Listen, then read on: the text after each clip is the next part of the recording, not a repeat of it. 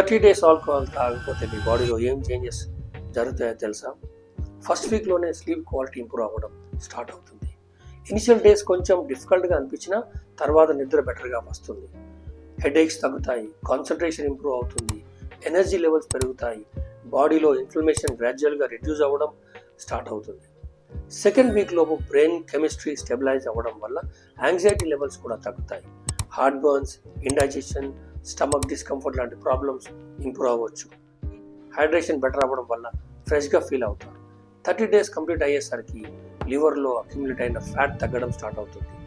Liver detox function improve అవుతుంది. Alcohol నుండి వచ్చే ఎంటీ క్యాలరీస్ స్టాప్ అవడం వల్ల వెయిట్ కూడా రెడ్యూస్ అవ్వచ్చు.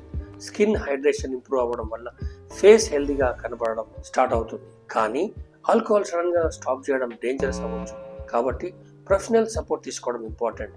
అయితే ప్రొఫెషనల్ సపోర్ట్ తీసుకోవడం ఎంత ఇంపార్టెంటో దానికన్నా ప్రొఫెషనల్ ట్రీట్మెంట్ సెంటర్ని కూడా చూస్ చేసుకోవడం కూడా చాలా ఇంపార్టెంట్.